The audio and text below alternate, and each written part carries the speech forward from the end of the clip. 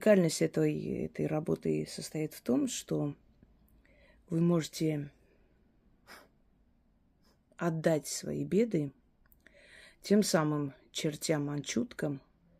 Еще раз напомню, потому что каждый раз мне нужно напоминать, что черти, которых мы призываем для денежных работ, это хранители чертогов. Но анчутки, злые духи, которых называли еще заболотные, рожденные за болотами, это духи, рожденные в гиблых местах, их со временем тоже начали называть чертями. Потому что изначально их называли черными, черн, черть, а потом черть, а потом, естественно, уже все стали вне закона, все языческие божества и духи. И вот так родилось понятие черти. И чтобы разделить это, давайте мы с вами договоримся изначально, что черти, которые плохие, это анчутки, которые хорошие, это хранители чертогов. Но я думаю, что мои зрители, которые давно на моем канале, уже это знают. Но есть и новые люди, которые не сразу понимают, о чем речь.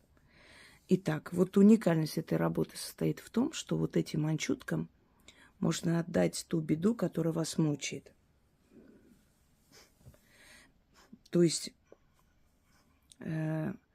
нужно обозначить, нужно назвать эту беду и написать на камне. Ну, например, можно 3 причины, 3 названия бед написать на любом камне. И я сейчас не буду это писать, потому что мне оно как бы не нужно, я же не ритуал провожу. Но мелочь, конечно, я все равно вынесу, потому что все же мелочь, на которой начитана, отдана беда, ее дома оставлять не следует. Но на камне я не напишу. В общем, берете камень любой, можете с улицы взять, можете дома, если есть, вот наподобие таких камней. И пишите маркером, ну, например, что? Безденежье, ссоры в доме.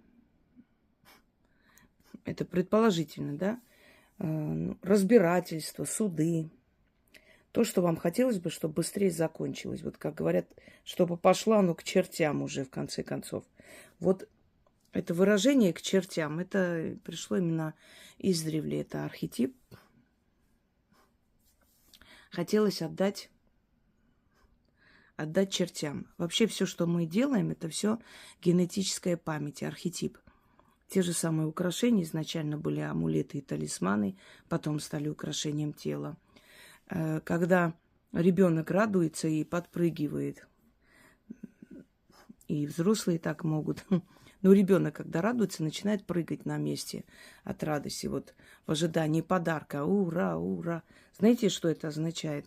Считалось, что если вы очень сильно чему-то радуетесь, чтобы не спугнуть удачу, поскольку из-под земли выходят темные духи, чтобы отобрать эту удачу, нужно было скакать и давить этих духов. А потом это генетически перешло. Мы же это видели в детстве, например. Вот у кого-то увидели, потом мы научились, когда стали подростками. Потом у нас другое поколение научилось, видя, что мы там скачем от радости, подпрыгивая на месте, когда нам что-то дарят. Это было такое проявление радости, не понимая того. Нам казалось, что это от избытка эмоций человек прыгает. А на самом деле это древний ритуал. Давить зло. Это бить ногами по злой силе, которая вышла из-под земли, чтобы отобрать твою удачу. Во время свадьбы, когда забирают невесту новоиспеченную, и она плачет. Но это перемешано с эмоциями, но в то же самое время издревле была традиция, что невеста обязательно должна плакать, даже если не хочет этого, должна выдавить слезу. Это называлось обмануть злые силы. Потому что, когда человек очень сильно радуется, то, значит, эту радость могут отобрать силы. И для того, чтобы обмануть злые силы и показать, что ты не радуешься, а у тебя все плохо, нужно было демонстративно плакать, это называлось такая, как бы, традиционный плач, вот, перемешанный с радостью, но нужно было делать вид, что человек плачет. Когда уходила из дома дочь, нельзя было оглядываться, чтобы не вернуться в отчий дом. Нельзя было, чтобы между этими людьми кто-то прошелся, значит, они разойдутся. Разбивали блюдца перед тем, как зайти в дом мужа. Это давили на злой глаз, разбивали зло. А потом он брал ее на руки и переносил. Это было не именно для красоты или дань традиции, это был ритуал. Потому что она умерла для своего рода и возродилась в новом роду мужа, в семье мужа. А значит, она младенец. Ее брали на руки и переносили через порог, как ребенка, младенца. И много другое, о чем мы потом как-нибудь еще поговорим.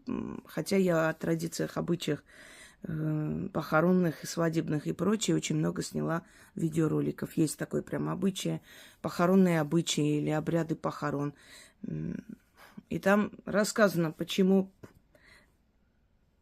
кидают цветы, пока несут или везут покойного похоронить, с чем это связано, почему сметают после него, почему моют, почему его нужно принести домой, тело, то есть гроб, после унести, похоронить. Почему нельзя сразу, скажем, с морга возить, хоронить и так далее. Он должен попрощаться со своим домом и понять, что ему больше сюда нельзя. Иначе он будет приходить и стучаться, и беспокоить живых. Понимаете, вот все имеет свою символику, свой смысл, свое значение. И вот здесь точно так же. Мы сейчас, пользуясь древними знаниями, символами и прочее, с вами проведем ритуал и отдадим наши беды чертям. Пусть забирают. Единственное, нельзя писать имена людей или на конкретных людей это делать. Это не получится, во-первых. И, во-вторых, силы могут, наказать. Может, не страшно, но в любом случае. Потому что в этом обряде мы не от людей избавляемся, а от обстоятельств, которые мешают нам жить. Например, безденежье или денежный застой. Вот идут деньги, идут, потом останавливаются. Почему? Самосглаз есть, поэтому я вам и подарила, что он очень, на самом деле, это очень часто встречаемая вещь. Человек начинает всех подозревать в своих бедствиях, забывая, что он сам тоже может сглазить свою удачу.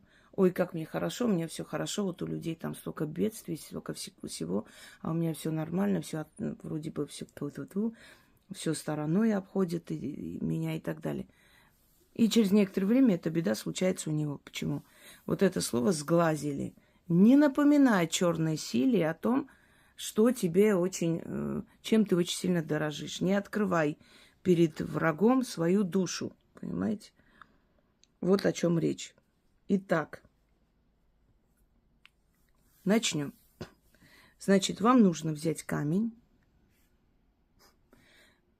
Темное время суток. Ну, вот вечером можно сделать. Рассчитывайте такое время, чтобы после этого обязательно в течение, то есть нескольких часов вынести эту мелочь и оставить под деревом вместе с камнем. Вот поэтому начните, когда солнце садится. Вот уже, во сколько? 7-8 часов. Вот в это время.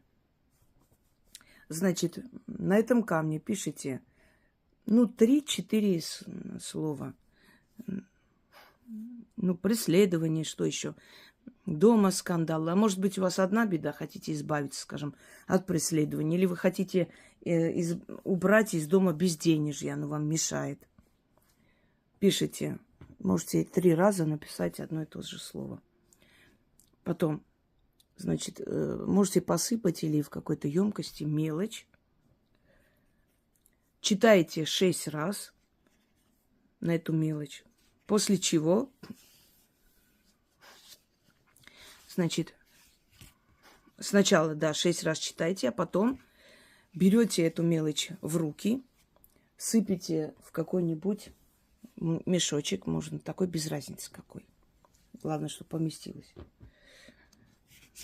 Держите в левой руке, рука, которая идет прямо к сердцу. Держите в левой руке и говорите, опять же, 6 раз. После чего вместе с этим камнем уберите в сторону. Ну и желательно в течение нескольких часов вынести все-таки. Выносите, оставляйте под деревом. Высыпайте эту мелочь. Ну вот этот мешочек можете потом где-нибудь выкинуть, не используйте, потому что там все-таки вы начитали на беду. Но мешок все же на природе оставлять не стоит. Не засоряйте природу. Не занося домой, выкиньте куда-нибудь в мусорку или положите где-нибудь на следующий день, например, на работу пойдете или выйдете, возьмете, выкинете, если некуда, да, класть возле дома, если у вас частный дом. Если это квартира, намного удобнее, потому что на обратном пути везде мусорные эти, можете туда выкинуть. Не носите обратно. Так вот, вместе с камнем, значит, камень кладете, мелочь сыпете на камень сверху, прям вот насыпьте сверху, и говорите: черт тебя заберет. Да будет так. Отвернитесь и уходите, не глядя. Он действительно заберет. Заберет не мелочь в физическом смысле, а вот все эти беды, на которые вы начитали. И через некоторое время все это, вот эта беда остановится. Если она уменьшится и не остановится до конца, но вы почувствуете облегчение, повторите еще раз. Итак, начнем. Да. И, пожалуйста, не задавайте вопрос, а если кто-нибудь возьмет себе, что-нибудь не случится. Нет, потому что это не перекиды. Желательно, конечно, чтобы никто ничего не брал, но даже если возьмет, ему ничего от этого не будет, потому что энергия денег уже забрана. Понимаете? Ничего не будет. И вообще невинные люди никогда не сталкиваются с такими очень редких случаях. Это... Я не знаю такого случая, чтобы вот невинный человек подобрал. А если подбирал ребенок, например, то это не означает, что что-то случится, потому что ребенок это невинное создание. Это не перекид, это отдание миру, отдание темным духам вот этой энергии беды. Она забирается. Все. И уходит. А дальше уже обесточенный камень и эти деньги, это мелочь, оно уже не имеет значения, кто заберет, а куда она денется. Итак, начнем. Первую часть. Читать над мелочью 6 раз. Ну и над камнем вот так ставите рядом. И начитывайте 6 раз одну часть. Потом пересыпаете мелочь, значит, в этот мешочек, держите в левой руке и читайте 6 раз, вот так прям буквально, чтобы ваше дыхание касалось этого мешка. Закрывайте, там завязывайте и в сторону убрали, чтобы потом отнести и оставить, значит, под деревом. Если сразу отнесете, ну и отлично, хорошо. Но в течение 3-4 часов вы должны вынести из дома. Поэтому рассчитывайте такое время сделать, чтобы вы могли вынести. Это не надо далеко ходить за 7 гор. Вы можете это сделать рядом с домом где-нибудь положить, понимаете? Если рядом есть парк, есть дерево. Ну, другой вопрос, чтобы потом, если у вас там многоэтажка, чтобы жильцы потом вам не предъявляли всякую ерунду. Вы прекрасно знаете, у нас народ очень любопытный, что делали, как, куда шли. Вот, рассчитывайте это все, потому что каждый ритуал, он любит тишину. Он поэтому и сбывается, когда долгое время никто об этом не знает, а желательно никогда не знает. Знаете, такое дело глаза боится. Не должны перебить эту энергию чужие глаза и ненужные свидетели. Итак, начнем. Да, на кладбище не относить. А то сейчас есть умники, а может быть туда? Нет. На кладбище ничего не относим. Кладбище это совсем отдельная тема. Начнем. 6 дорог перекосом лежат. На пересеке 6 чертей сидят. За судьбами людскими следят. По одной дороге прошла, по второй дороге пришла, по третьей дороге перешла, по четвертой дороге обошла, 6-й дороге отошла и чертов камень нашла. На том камне написала все, что мне жить мешало. 6 дорог перекосом лежат. На пересеке 6 чертей сидят, за судьбами людскими следят. По одной дороге прошла, по второй дороге пришла, по третьей дороге перешла, по четвертой дороге обошла, с шестой дороги отошла и чертов камень нашла. На том камне написала то, что мне жить мешало. 6 дорог перекосом лежат, на пересеке 6 чертей сидят, за судьбами людскими следят. По одной дороге прошла, по второй дороге пришла, по третьей дороге перешла, по четвертой дороге обошла, с шестой дороги отошла и чертов камень нашла. На том камне написала все, что мне жить мешало. 3 раза читаю, я думаю, достаточно. И берете на камне, вы уже изначально написали, после этих слов, значит, высыпайте мелочь в мешок, держите в левой руке, и вот то, что вы на камне написали, каждый раз перед началом заговора читайте. Там безденежье, усталость, там судебные тяжбы, маята, преследование, все, что вы написали. Прочитали вначале это все и говорите: названная мной беда, сойди с моего хребта, с меня сойди, да на мелочь перейди. Черт придет, мелочь эту заберет.